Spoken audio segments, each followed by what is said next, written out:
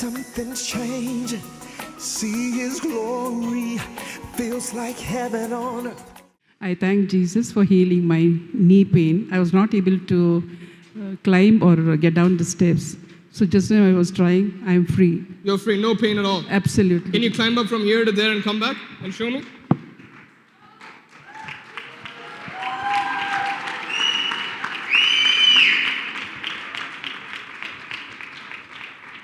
How are you feeling now? I can. Give the Lord a big clap. Thank you, Lord, for healing. We give you the glory in Jesus' name. Amen. ಸ್ತೋತ್ರವಾಗಲಿ ಯೇಸುವಪ್ಪನು. ನನಗೆ ಕಾಲು ನೋವಿತ್ತು. ಎಲ್ಲರೂ ಸಾಕ್ಷಿ ಹೇಳ್ಬೇಕಂದ್ರೆ ನನಗೆ ನಿಲ್ಲಕ್ಕಾಗಿರಲಿಲ್ಲ, ಅಲ್ಲಿ ಕೂತ್ಕೊಳ್ಳೋಕ್ಕಾಗಿರಲಿಲ್ಲ. ಎತ್ತು ಬರಬೇಕು, ಓಡಿ ಬರಬೇಕು ಅಂತ ಆಸೆ ಇತ್ತು. ಆವಾಗ ಕಾಲು ಮಂಡಿ ಫುಲ್ಲು ನೋವು, ತುಂಬ ವರ್ಷದಿಂದ ಮಂಡಿ ನೋವು, ಕಾಲು ನೋವು ಎಲ್ಲ ಫುಲ್ಲಿತ್ತು. ಇವತ್ತು ನನಗೆ ಬಿಡುಗಡೆ ಆಗೋಯಿತು. ಇನ್ನೊಂದು ಸಾಕ್ಷಿ ಅಂದರೆ 1.5 ವರ್ಷ ಮುಂಚೆ, 1.5 ತಿಂಗಳು ಮುಂಚೆನೇ ನಾನು ಸಾಕ್ಷಿ ಹೇಳ್ಬೇಕಾಯಿತು. ನನಗೆ ಫಸ್ಟ್ ಅಪ್ಪ ಪ್ರೇಯರ್ ಮಾಡಬೇಕಂದ್ರೆ ನನಗೆ ಎದೆಯಲ್ಲಿ ಉರಿ ಬಂದು ಉಸಿರು ಬಿಡೋಕ್ಕಾಗ್ತಾ ಇರಲಿಲ್ಲ. ಇವಾಗ ಸತ್ತೋಗುತ್ತೋ ಅಷ್ಟೊಂದು ನೋವಿತ್ತು ನನಗೆ. ಅಷ್ಟು ನೋವು ಅಂದರೆ ಸತ್ತೋಗ್ಬೇಕು, ಅಷ್ಟೊಂದು ನೋವು ನನಗೆ. ಎದ್ದು ಓಡಾಡೋಕ್ಕೂ ಆಗ್ತಾಯಿರಲಿಲ್ಲ, ಎದ್ದಳಕ್ಕೂ ಆಗ್ತಾಯಿರಲಿಲ್ಲ. ನಮ್ಮ ಮನೆಯವ್ರಿಗೆ ಮಾತ್ರ ಗೊತ್ತಿರುತ್ತೆ ಈ ವಿಷಯ, ಎದೆಯಲ್ಲಿ ಪ್ರಾಬ್ಲಮ್ ಐತೆ ಅನ್ನೋದು. ಬೇರೆ ಯಾರಿಗೂ ಗೊತ್ತಿರಲಿಲ್ಲ. ಆಮೇಲೆ ಫಾಸ್ಟ್ ನಾನು ಈ ಥರ ಪ್ರಾಬ್ಲಮ್ ಇರೋರು ಎದ್ದು ನಿಂತ್ಕೊ ಅಂತ ಹೇಳಿದ್ದು. ನಾನು ನೋಡಿದ್ರೆ ನಾನು ಒಬ್ಬನೇ ಎದ್ದು ನಿಂತ್ಕೊಂಡಿರೋದು, ಬೇರೆ ಯಾರೂ ಇಲ್ಲ. ನಾನು ಫಸ್ಟ್ ಎದ್ದು ನಿಂತ್ಕೊಂಡು ಓಡಿ ಬಂದು ನಾನು ಫಾಸ್ಟ್ ಪ್ರೇಯರ್ ಮಾಡಿದ್ವಿ. ಇನ್ನು ಯಾವತ್ತೂ ನನಗೆ ಆ ಎದೆಯಲ್ಲಿ ಪ್ರಾಬ್ಲಮ್ ಬರಲ್ಲ ಎಂದು ಹೇಳಿ ಪ್ರೇಯರ್ ಮಾಡಿಬಿಟ್ಟೆ. ಇವತ್ತುವರೆಗೆ ನನಗೆ ಎದೆ ಪ್ರಾಬ್ಲಮ್ ಸಾಲ್ವ್ ಆಗೋಯ್ತು. ಯೇಸಪ್ಪನ ಕೋಡಿ ಸ್ತೋತ್ರ. ಇವತ್ತೆಲ್ಲ ಬಿಡುಗಡೆ ಆಗೋಯ್ತು. Genesis chapter 14 ಆದಿಕಾಂಡ 14 verse 13. 13ನೇ ವಚನ. One who had escaped came and reported this to Abraham the Hebrew. Now Abraham was living near the great trees of Mamre the Amorite, brother of Eshcol and Aner, all who were allied with Abraham. So one fellow, he escaped them, came running to Abraham. ಒಬ್ಬನ ಅಲ್ಲಿಂದ ತಪ್ಪಿಸಿಕೊಂಡು ಅಬ್ರಾಹ್ಮನ ಬಳಿ ಓಡಿ ಬಂದ. Told Abraham, this happened like this. ಅಬ್ರಾಹ್ಮನೇ ಈ ರೀತಿ ಆಯ್ತು. Sodom is captured. ಸೊದೋಮನನ್ನ ಸೆರೆ ಹಿಡಿದ್ರು. And even Lot is taken away. ಲೋತನನ್ನ ಸೆರೆ ಹಿಡಿದ್ರು. When Abraham heard it, ಅದನ್ನು ಕೇಳಿದಾಗ ಅಬ್ರಾಹ್ಮ, people watching look at me. When Abraham heard it, ಅಬ್ರಾಹ್ಮನ ಅದನ್ನು ಕೇಳಿದಾಗ Abraham did this. ಅಬ್ರಾಹ್ಮ ಈ ರೀತಿ ಮಾಡ್ದ. ಹಂಗೆ ಆಗಬೇಕು. Super. See, he left me. See what happened? ಹಂಗೆ ಆಗಬೇಕು, ಜಲ್ಲು ಸುರಿಬೇಕು, ಸೊಕ್ಕು ಮುರಿಬೇಕು, ನೀನು ಅಳ್ಳಬೇಕು, ನಾನು ನಗಬೇಕು. I used to sing this for Divya when Divya was a little kid. We used to sing this song. ನೆನಪೈತೇನೆ? She used to cry, used to carry her, and we used to sing, ಹಂಗೆ ಆಗಬೇಕು, ಜಲ್ಲು ಸುರಿಬೇಕು, ಸೊಕ್ಕು ಮುರಿಬೇಕು, ನೀನು ಅಳಬೇಕು, ನಾನು ನಗಬೇಕು. I used to carry her and sing this song for her. See, many people of God are like this. ಅನೇಕ ದೈವಜನರು ಈ ರೀತಿ ಇರ್ತಾರೆ. Suppose you leave my church and go. ನಮ್ಮ ಸಭೆಯನ್ನ ಬಿಟ್ಟು ಹೋಗಿದ್ರೆ, something wrong happens to you. ನಿಮಗೇನಾದ್ರೂ ತಪ್ಪು ಹೋದ್ರೆ, see, ನನ್ನ church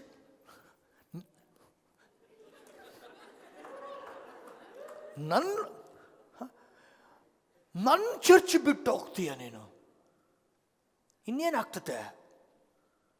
good happen to you.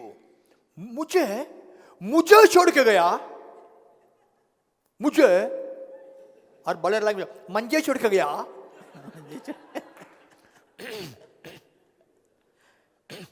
How many people rejoice when other believer splits from you or leaves you, and then when you go through some harm, these people rejoice saying, see, God showed him. ದೇವ್ರು ತೋರಿಸಿದ, ನಾನು ಹೇಳಿಲ್ಲ ಆಶೀಶ್, ದೇವ್ರು ತೋರಿಸ್ತಾ ಅಂತ ಹೇಳಿಲ್ಲ, ತೋರಿಸಿದಾರ ನೋಡಿ ದೇವರು. Wickedly inside you are happy that somebody else was harmed. It's a wickedness. ಒಳಗಡೆ ಒಂದು ದುಷ್ಟತನವಿದೆ, ಅದು ಬೇರೆಯವ್ರಿಗೆ ಕೆಟ್ಟದಾಗುವಾಗ ಒಳಗಡೆ ಸಂತೋಷಿಸ್ತೀಯ. Put scripture. One who escaped came and reported this to Abraham the Hebrew. Now Abraham was living near the great trees of Mamre the Amorite, brother of Eshcol and Aner, all who were allied with him. Next verse. When Abraham heard this, his relative had been taken captive. he called out 318 trained men born in the household, went in pursuit as far as Dan. ತನ್ನ ಸಹೋದರನು ಸೆರೆಯಾಗಿ ಒಯ್ಯಲ್ಪಟ್ಟನೆಂದು ಕೇಳಿ ಅಬ್ರಹಾಮನು ತನ್ನ ಮನೆಯಲ್ಲಿ ಹುಟ್ಟಿ ಶಿಕ್ಷಿತರಾಗಿದ್ದ 318 ಸೇವಕರನ್ನ ಯುದ್ಧಕ್ಕೆ ಸಿದ್ಧ ಮಾಡಿ ದಾನಿನವರೆಗೆ ಹಿಂದಟ್ಟಿ ಹೋದ. When he heard it, he said, come on, let's go and fight. He did not fight for Sodom, he fought for his brother. ಸೊದೋಮ್ಗೋಸ್ಕರ ಹೋರಾಡಲಿಲ್ಲ, ತನ್ನ ಸಹೋದರನಿಗೋಸ್ಕರ ಹೋರಾಡ. He went to fight a king, army of 5 kings that defeated Rephaims, army of 5 nations that defeated Rephaims. He went to fight against them with 318 people in his house for the sake of his brother. ರೆಫಾಯಮ್ ಅಂತ ದೊಡ್ಡ ಗಾತ್ರದವರನ್ನೇ ಸೋಲಿಸಿದಂತ 5 ರಾಷ್ಟ್ರಗಳ ಸೇನೆಯ ವಿರುದ್ಧವಾಗಿ 318 ತನ್ನ ಮನೆಯಲ್ಲಿ ಸೇವಕರನ್ನು ತಕ್ಕೊಂಡು ತನ್ನ ಸಹೋದರನಿಗೋಸ್ಕರ ಯುದ್ಧ ಮಾಡ್ಲಿಕ್ಕೆ ಹೋದ. Wow. That means though Lot left, Abraham in his heart maintained the brotherhood. ಮತ್ತು ಜೊತೆಗೆ ಇಲ್ಲದೆ ಇದ್ರು ಸಹ ಅಬ್ರಹಾಮನು ತನ್ನ ಹೃದಯದಲ್ಲಿ ಆ ಸಹೋದರತ್ವವನ್ನು ಹಾಗೆ ಉಳಿಸ್ಕೊಂಡ. So what if we leave my church and go? You are still blood washed child of God. You are my brother or sister in the Lord. ಓ ಸಭೆಯನ್ನು ಬಿಟ್ಟು ಹೋದ್ರೆ ಏನು, ನೀನು ಯೇಸು ಕ್ರಿಸ್ತನ ರಕ್ತದಿಂದ ತುಳಿಯಲ್ಪಟ್ಟಿರೋ ಕಾರಣ ಕ್ರಿಸ್ತನಲ್ಲಿ ನನಗೆ ಸಹೋದರನೇ. I meet so many people who used to be once upon a time with me, who don't connect with me anymore. They left my ministry, left things. But I meet them, I'm happy, I hug them, I shake hands, talk to them, give a coffee, we eat coffee, tea together. I have no problem. Why? They are my brothers. Hello. That's why, as far as I know, our church, only church in Bangalore that has 2 boards outside. You shall not speak evil against anyone here. You shall not speak evil against any religion here. Only our church has these 2 boards. No evil talking. Can you imagine? He knows, listen carefully, these 4 kings who defeated Rephaims, and these 4 kings could not be defeated by 5 kings together. 5 ರಾಜರು ಸೇರಿಕೊಂಡು ಈ 4 ರಾಜರನ್ನ ಸೋಲಿಸಲಿಕ್ಕೆ ಆಗಲಿಲ್ಲ. Knowing that these 4 kings together, the 5 kings could not stop one Kedorlaomer. Knowing it, he took with him 318 servants born in his house and said, let's fight for Lot. ಇದೆಲ್ಲ ತಿಳಿದಿದ್ರು ಸಹ ತನ್ನ ಮನೆಯ ಸೇವಕರಾದ 318 ಜನರನ್ನ ಕರ್ಕೊಂಡು ಲೋತನಿಗೋಸ್ಕರ ಯುದ್ಧ ಮಾಡ್ಲಿಕ್ಕೆ ಹೋದ. Hello.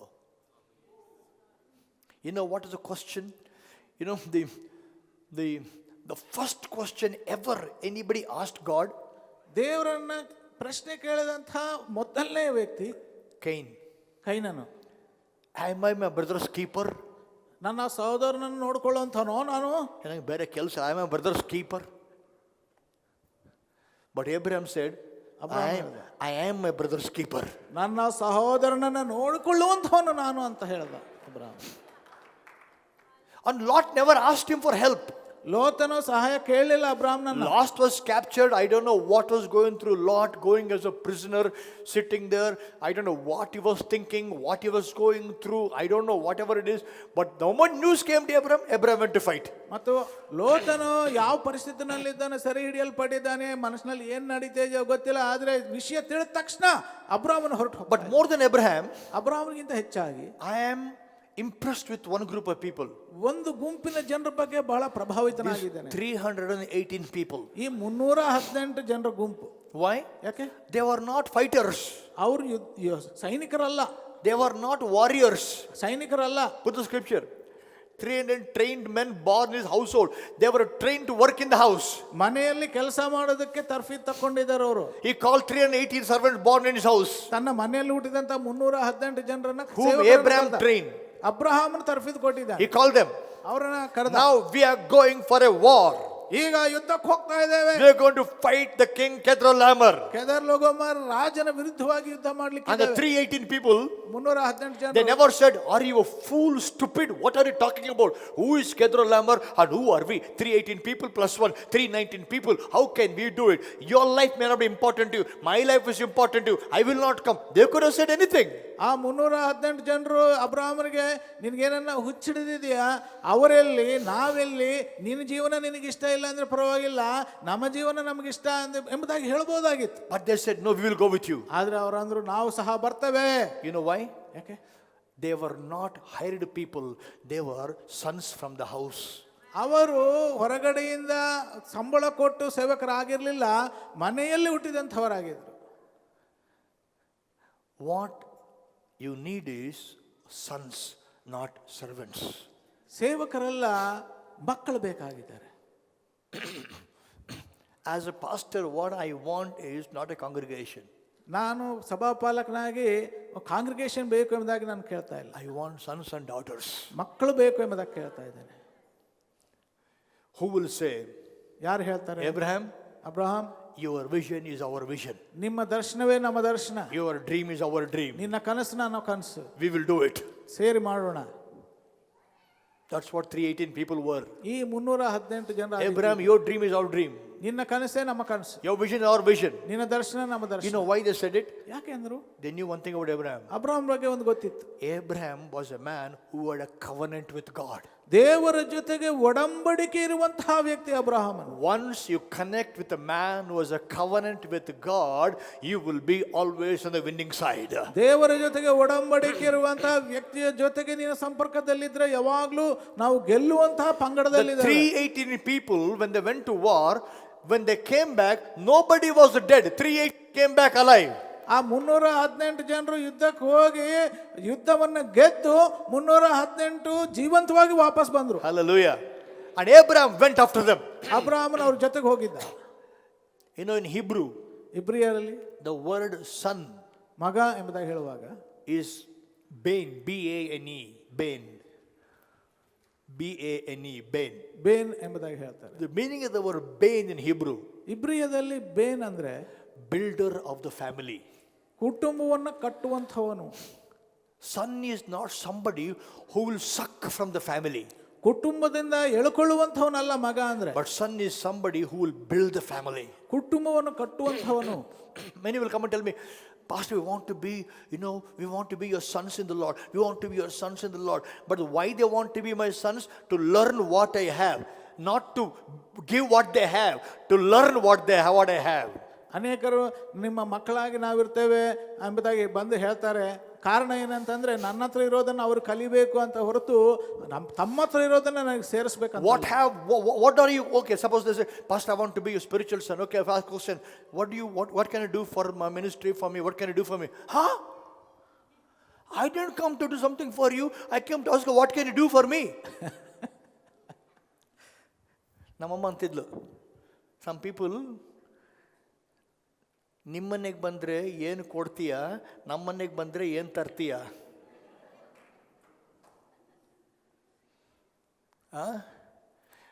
మీ ఇంటికి వస్తే ఏమి ఇస్తావు, మా ఇంటికి వస్తే ఏం తెస్తావు? अगर मैं तेरा घर पे आया तो क्या देगा, अगर तू मेरे घर पे आया तो क्या लेके आएगा?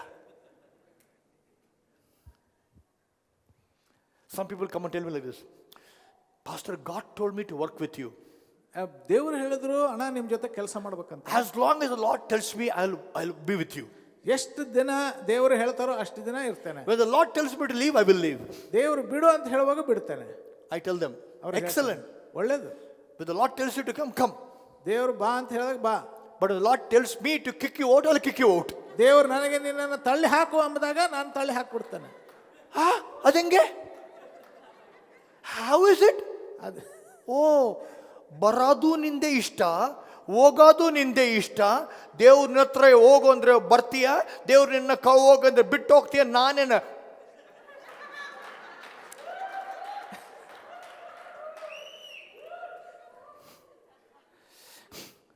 So only God will speak to you to come and go. God won't speak to me to take him or leave him. So I tell this to people. If they say, "Pastor, I will work for you as long as God tells me. When the Lord tells me to leave, I will leave." I said, "No problem. As God tells you to come, come. When God tells you to kick you out, I'll kick you out. As much as you are right to come and go, I have right to send you out also. Hello? ಕರೆಕ್ಟಾ ನಾನು ಹೇಳೋದು? ಸ್ವಲ್ಪ ನಿಮ್ಮ pastor ತೇಡ ಯೋಚನೆ ಮಾಡ್ತೀನಿ. Understand this. ಅರ್ಥ ಮಾಡಿಕೊಳ್ಳಿ. Sons are people who will build the family. ಮಕ್ಕಳು ಅಂದ್ರೆ ಕುಟುಂಬವನ್ನು ಕಟ್ಟುವಂಥವ್ರು. We are with you. ನಿಮ್ಮ ಜೊತೆಗೆ ನಾವಿದ್ದೇವೆ. Come what may, we are with you. ಏನೇ ಆಗಲಿ ನಿಮ್ಮ ಜೊತೆಗೆ. Whatever it is, we are with you. ಏನೇ ಆಗಲಿ ನಿಮ್ಮ ಜೊತೆಗಿದ್ದೇವೆ. Hallelujah. Hallelujah. 318 people. 318 ಜನರು. Plus one Abraham. ಒಂದು ಅಬ್ರಹಾಂ ಸೇರಿ. Abraham was already nearly 80-year-old at that time. ಆ ಸಮಯದಲ್ಲಿ ಆಗಲೇ 80 ವರ್ಷದವನು. One 80-year-old man with 319 servants born in his house go to war against 4 kings, such powerful kings who defeated Rephaims. 80 ವರ್ಷ ದಾಟಿದವನು 318 ತನ್ನ ಸೇವಕರ ಜೊತೆಗೆ 4 ರಾಜರುಗಳ ಆ ಸೇನೆ ವಿರುದ್ಧ, ಅದು ರೆಫೈಮ್ನನ್ನೇ ಸೋಲಿಸಿದಂತಹ ಸೇನೆ ವಿರುದ್ಧ ಯುದ್ಧ ಮಾಡ್ಲಿಕ್ಕೆ. Why? ಯಾಕೆ? Why did Abraham have courage to go? ಯಾಕೆ ಅಷ್ಟು ಧೈರ್ಯವಿತ್ತು ಅವನಿಗೆ? Abraham knew, ಅಬ್ರಹಾಮನಿಗೆ ಗೊತ್ತಿತ್ತು, I am called by God. ದೇವರಿಂದ I am ಕರೆಯಲ್ಪಟ್ಟಿದ್ದಾನೆ. a covenant man with God. ದೇವರಿಂದ ಒಡಂಬಡಿಕೆಯನ್ನು As ಪಡೆದುಕೊಂಡಿದ್ದಾನೆ. long as you know you are a covenant child of God, you will never accept defeat in your life. Amen, amen. You are a covenant child of God. ದೇವರ ಒಡಂಬಡಿಕೆಯ ಮಗುವಾಗಿದೆಯಾ? You are a covenant child of God. ದೇವರಿಗೆ ನೀನು ಒಡಂಬಡಿಕೆಯ ಮಗನಾಗಿದ್ದೀಯ. You are not just a normal religious person. You have a covenant with your father. ಯಾವುದೋ ಸಾಧಾರಣವಾದಂತಹ ಧಾರ್ಮಿಕ ವ್ಯಕ್ತಿ ಅಲ್ಲ ನೀನು. Hallelujah. ತಂದೆಯ ಜೊತೆಗೆ ಒಡಂಬಡಿಕೆ ಇರುವಂತವನು. You are a covenant child of God. ದೇವರಿಗೆ ನೀನು ಒಡಂಬಡಿಕೆಯ ಮಗ. The old covenant was so powerful. ಹಳೆ ಒಡಂಬಡಿಕೆ ಎಷ್ಟು ಬಲಿಷ್ಠವಾಗಿತ್ತು. You know how powerful it is? ಎಷ್ಟು ಬಲಿಷ್ಠವಾಗಿತ್ತು. One shall chase 1,000. ಒಬ್ಬನು 1000 ಜನರನ್ನ. 2 should chase 2,000. ಇಬ್ಬರಾದ್ರೆ 2000. That is mathematics. ಅದು ಲೆಕ್ಕಾಚಾರ. But covenant mathematics is ಒಡಂಬಡಿಕೆಯ ಲೆಕ್ಕ. one shall chase 1,000. ಒಬ್ಬನು 1000 ಜನರನ್ನ. 2 will chase 10,000. ಇಬ್ಬರು 10,000 ಜನರನ್ನ ಸೋಲಿಸ್ತಾರೆ. That is the power of covenant people working together. ಅದೇ ಒಡಂಬಡಿಕೆಯಲ್ಲಿ ಕೆಲಸ ಮಾಡುವಾಗ ಇರುವಂತಹ ಬಲ. If that was true for the old covenant, ಅದೇ ಹಳೆ ಒಡಂಬಡಿಕೆಗೆ ಇಷ್ಟು ಬಲವಿದ್ರೆ, a covenant made of blood of bulls and goats and lambs, ಈ ಒಂದು ಕುರಿಗಳ ಮತ್ತು ಹೋರುಗಳ ರಕ್ತದಿಂದ ಮಾಡಲ್ಪಟ್ಟ how about the covenant made of the people who are washed by the blood of Jesus Christ? ಯೇಸು ಕ್ರಿಸ್ತನ ರಕ್ತದ ಮೂಲಕವಾಗಿ ಒಡಂಬಡಿಕೆಯಲ್ಲಿ ಬಂದಂತ ವ್ಯಕ್ತಿಗಳ ಕಥೆ ಏನು? That's why Jesus said, ಅದಕ್ಕೆ ಯೇಸು ಹೇಳಿದ, when 2 of you agree, ಇಬ್ಬರು ನೀವು ಒಪ್ಪಿಕೊಳ್ಳುವಾಗ anything can be done. ಏನಾದ್ರೂ ಮಾಡ್ಲಿಕ್ಕೆ ಸಾಧ್ಯ. Anything can be done. ಏನಾದ್ರೂ ಮಾಡ್ಲಿಕ್ಕೆ ಸಾಧ್ಯ. Old Testament, ಹಳೆ ಒಡಂಬಡಿಕೆ 2 people agree, ಇಬ್ಬರು ಸೇರಿ ಬಂದ್ರೆ only 10,000 you can put them to flight. 10,000 ಜನರನ್ನ ಸೋಲಿಸಬಹುದು. In the New Testament, ಹೊಸ ಒಡಂಬಡಿಕೆ 2 people agree, ಇಬ್ಬರು ಒಪ್ಪಿಕೊಂಡ್ರೆ anything can be done. ಏನು ಬೇಕಾದ್ರೂ ಮಾಡಬಹುದು. Hallelujah. Hallelujah. Understand the power of covenant. ಈ ಒಡಂಬಡಿಕೆಯ ಬಲ ಏನು ಎಂಬುದಾಗಿ ಅರ್ಥ ಮಾಡಿ. Understand the power of covenant people working together. ಒಡಂಬಡಿಕೆ ಜನರು ಸೇರಿ ಕೆಲಸ ಮಾಡುವುದರ ಬಲ ಏನು? Why does the devil want to divide the people? ಯಾಕೆ ಸೈತಾನನು ಜನರನ್ನ ಬೇರ್ಪಡಿಸಬೇಕಂತ? Divide 2 people in the church. ಸಭೆಯಲ್ಲಿ ಇಬ್ಬರನ್ನ ಬೇರೆ ಪಡಿಸ್ತಾನೆ. ವರ್ಷಿಪ್ ಟೀಮ್ ನಾಗ ಇಬ್ಬರನ್ನ ಬೇರೆ ಪಡಿಸ್ತಾನೆ. ಮನೆಯಲ್ಲಿ ಇಬ್ಬರನ್ನ ಬೇರೆ ಪಡಿಸ್ತಾನೆ. He will try to divide 2 people in the church, 2 people in the worship team, 2 people in the house, husband, wife divided, parents, children divided. Why does he want to divide? Because he knows ಅವನಿಗೆ ಗೊತ್ತು the power of the covenant. ಒಡಂಬಡಿಕೆಯ ಬಲ. ಯಮ್ಮ ಇವರಿಬ್ಬರು ಸೇರ್ಕೊಂಡು ಅಂಗೀಕಾರ ಮಾಡಿಬಿಟ್ರೆ ಏನನ್ನ ಆಗ್ತತಿ ಇವ್ರ ಕೈಯಿಂದ ಡಿವೈಡ್ ಮಾಡಲೇಬೇಕು.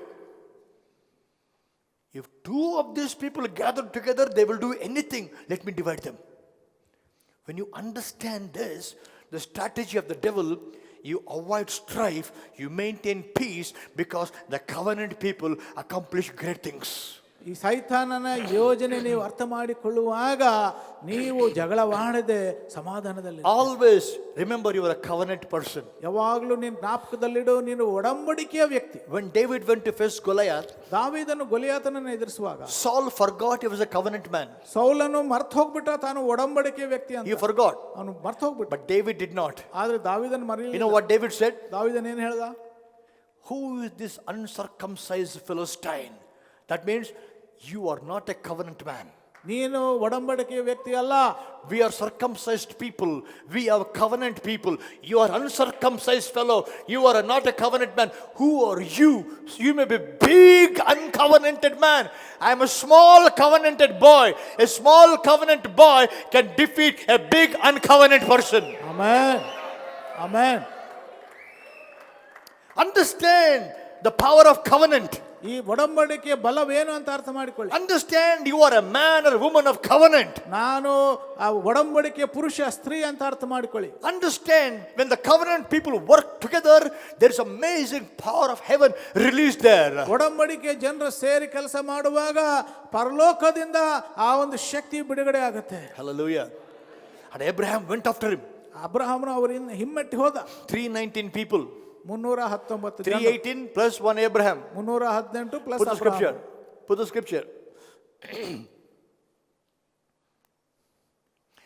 And when Abraham heard the relative had kept taken captive, he called out 318 trained men, born in his household, went in pursuit as far as Dan. Now listen. In the Bible, ಬೈಬಲ್ನಲ್ಲಿ the first person ever went after restoration is Abraham. ಪುನಃಸ್ಥಾಪನೆ ಎಂಬುದಾಗಿ ಹಿಂದೆ ಹೋದಂತಹ ವ್ಯಕ್ತಿ ಅಬ್ರಹಾಮನು. ಕಳೆದುಕೊಂಡಿದ್ದು ಪಡ್ಕೊಂತೀನಿ. What I lost, I'm going to get back. Abraham never said, okay, the devil took away, okay, the enemies took away, okay, he didn't say that. He said, the enemy took away, I'm going to go after the enemy and get whatever the enemy has taken from me. ಅವನು ಹೇಳ್ದ, ವೈರಿ ಏನಾದ್ರೆ ಕದ್ಕೊಂಡು ಹೋಗಿದ್ದಾನೋ ಆ ಹಿಂದೆ ಹೋಗಿ ಆ ಕದ್ದದ್ದನ್ನು ಹಿಂದಿರುಗಿ ನಾನು ಪಡಿತೇನೆ. Never accept defeat in your life. ನಿನ್ನ ಜೀವನದಲ್ಲಿ ಸೋಲನ್ನು ಎಂದಿಗೂ ಒಪ್ಪಿಕೊಳ್ಬೇಡ. If the devil has taken something from you, put your foot down that you will get back what he has taken. ಒಂದು ವೇಳೆ ಸೈತಾನ ನಿನ್ನ ಜೀವನದಲ್ಲಿ ಏನಾದರೂ ಕದ್ದಿದ್ದೆ ಆದ್ರೆ ಗಟ್ಟಿಯಾಗಿ ಹೇಳು, ಸೈತಾನನಿಂದ ಹಿಂದಿರುಗಿ ನಾನು ಪಡಿತೇನೆ. Abraham was the first person who went after restoration. ಅಬ್ರಹಾಮನ ಮೊದಲನೇ ವ್ಯಕ್ತಿ ಆಗಿದ್ದಾನೆ ಏನು ಕಳೆದಿದ್ದೋ ಅದನ್ನು He understood his covenant. ಒಡಂಬಡಿಕೆನ ಅರ್ಥ ಮಾಡಿಕೊಂಡ. If devil has stolen your health, ಸೈತಾನನ ಆರೋಗ್ಯವನ್ನು ಕದ್ದಿದ್ದಾದ್ರೆ go for it. ಹೋಗಿ ಅವನ ಹಿಂದೆ Get your health back. ಆ ಆರೋಗ್ಯವನ್ನು ಹಿಂದಿರುಗಿ ಪಡ್ಕೋ. Get your health back. ಹಿಂದಿರುಗಿ ಪಡ್ಕೋ. Get your business back. ವ್ಯಾಪಾರವನ್ನು ಹಿಂದಿರುಗಿ ಪಡ್ಕೋ. Get things back in your life. ನಿನ್ನ ಜೀವನದಲ್ಲಿ ಹಿಂದಿರುಗಿ ನೀನು ಪಡ್ಕೋ. Verse 15. 15ನೇ ವಚನ. During the night, Abraham divided his men to attack them. He routed them, pursuing them as far as Hobah, north of Damascus. That means he divided the people, attacked them such a way that these 4 kings who defeated Rephaim started running and these people chasing after them. ಯಾವ ರೀತಿ ಅಬ್ರಹಾಮನ ಆ ಒಂದು ದಾಸರನ್ನ ಆತನ ವಿಭಜಿಸಿ ದಾಳಿಗೆ ಒಳಪಡಿಸಿದಂದ್ರೆ ಆ 4 ರಾಜರ ಸೈನ್ಯವು ಇವರಿಂದ ಓಡಿ ಹೋಗ್ತಾ ಇದ್ರೆ ಹಿಮ್ಮೆಟ್ಟಿ ಹೋಗಿ ಅವರನ್ನ ಕೊಂದು ಹಾಕಿದ್ರು. Next verse. He recovered 10%. He recovered 5%. He recovered 50%. He recovered 60%. He recovered 70%. He recovered 80%. He recovered 85%. He recovered 90%. He recovered 95%. He recovered 99%. He recovered 99.99%. The will of God is recover all. Amen.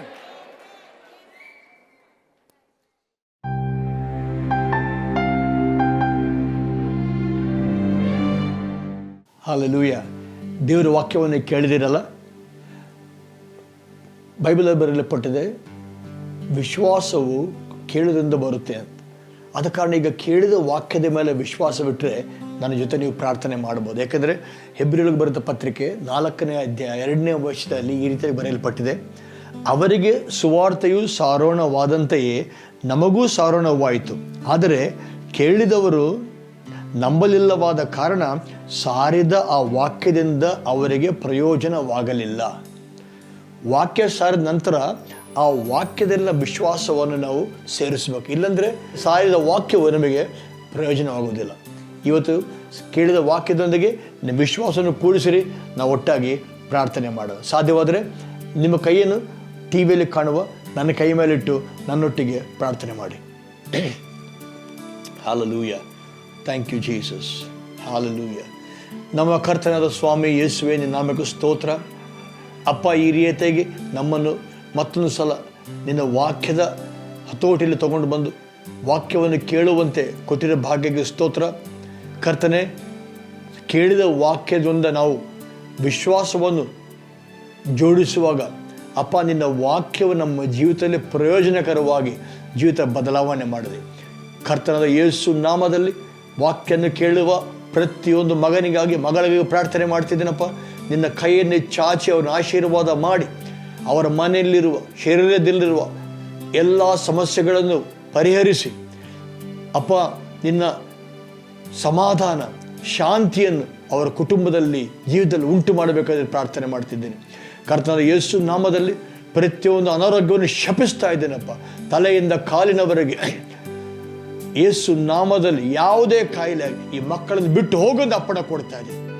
ಯೇಸು ನಾಮದಲ್ಲಿ ಕಿವಿ ತೆಗೆಯಲ್ಪಡಲಿ, ಕುರುಡ ಕಣ್ಣು ನೋಡಲಿ, ಚರ್ಮವ್ಯಾಧಿ ಗುಣವಾಗಲಿ ಯೇಸು ನಾಮದಲ್ಲಿ. ಎಲ್ಲ ಒಂದು arthritis ಹೊರಗೆ ಬರಲಿ ಯೇಸು ನಾಮದಲ್ಲಿ. ಎಲುಬುಗಳು ಗುಣವಾಗಲಿ ಯೇಸು ನಾಮದಲ್ಲಿ. ಕ್ಯಾನ್ಸರ್ ಗುಣವಾಗಲಿ. ಪ್ರತಿಯೊಂದು ಗಡ್ಡೆ ಮಾಯವಾಗಲಿ ಯೇಸು ನಾಮದಲ್ಲಿ. ನಿರುತ್ಸಾಹ, ಪುಂಗಿದ ಹೃದಯವು ಯೇಸು ನಾಮದಲ್ಲಿ ಗುಣವಾಗಲಿ ಅಪ್ಪ. ಅಪ್ಪ, ಯಾರಿಗೆ ನಿರುತ್ಸಾಹದಿಂದ ದುಃಖದಿಂದಿದ್ದಾರೋ ಸಮಾಧಾನ ಉಂಟು ಮಾಡಕರ್ತೇನೆ. ಅನಾರೋಗ್ಯದಿಂದ ಇದ್ದವರಿಗೆ ಸ್ವಸ್ಥತೆಯನ್ನು ಉಂಟು ಮಾಡಪ್ಪ. ಆರ್ಥಿಕ ಸಮಸ್ಯೆಗಳಿದ್ದು, ಹಣದ ಸಮಸ್ಯೆದಲ್ಲಿದ್ದು, ಸಾಲಗಳ ಬಾಧೆಯಲ್ಲಿರುವವರು ನಿನ್ನ ಮಕ್ಕಳಲ್ಲಿ ಕರ್ತನೆ ಅಭಿವೃದ್ಧಿಯನ್ನು ಉಂಟು ಮಾಡಪ್ಪ. ಕತ್ತಲಿರುವ ಕಡೆ ಬೆಳಕುಂಟಾಗಲಿ ಯೇಸು ನಾಮದಲ್ಲಿ. ಎಲ್ಲೆಲ್ಲಿ ಅದರ ಕರ್ತನೆ ಮಾಟ ಮಂತ್ರ ಶಕ್ತಿಗಳು ಅಲ್ಲಿ ಅದರ ಯೇಸು ನಾಮದಲ್ಲಿ ಮುರಿತಾ ಇದ್ದಾನೆ ಅಪ್ಪ. ಬಿಡುಗಡೆಯನ್ನು ಉಂಟು ಮಾಡಬೇಕಂದ್ರೆ ಬೇಡಿಕೊಳ್ಳುತ್ತಾರೆ. ಕುಟುಂಬದಲ್ಲಿ ಸಮಾಧಾನ ಉಂಟಾಗಲಿ. ಗಂಡ ಹೆಂಡತಿ ಮಧ್ಯೆಗಳು ಸಮಾಧಾನ ಉಂಟಾಗಲಿ ಅಪ್ಪ. ತಂದೆ ತಾಯಿಗಳು ಮಕ್ಕಳ ಮಧ್ಯೆ ಸಮಾಧಾನ ಉಂಟಾಗಲಿ. ಸೇವಕರನ್ನು ಆಶೀರ್ವಾದ ಮಾಡಪ್ಪ. ಸೇವೆಯಲ್ಲಿ ಅಭಿಷೇಕ ಉಂಟಾಗಲಿ ಕರ್ತನೆ. ಸೇವೆಯಲ್ಲಿ ಅಭಿವೃದ್ಧಿ ಉಂಟಾಗಲಿ ಅಪ್ಪ. ನಿನ್ನ ನಾಮಕ್ಕೆ ಸ್ತೋತ್ರ ಸಲ್ಲಿಸುತ್ತಾ ಯೇಸು ನಾಮದಲ್ಲಿ ಈ ಪ್ರಾರ್ಥನೆಯನ್ನು ಬೇಡಿ ಹೊಂದಿದ್ದೇವೆ ಕರ್ತನೆ. ಆಮೇನ್, ಆಮೇನ್. ಹಲ್ಲೆಲೂಯ. ನನ್ನ ಜೊತೆ ನೀವು ಪ್ರಾರ್ಥನೆ ಮಾಡಿದಿರಿ.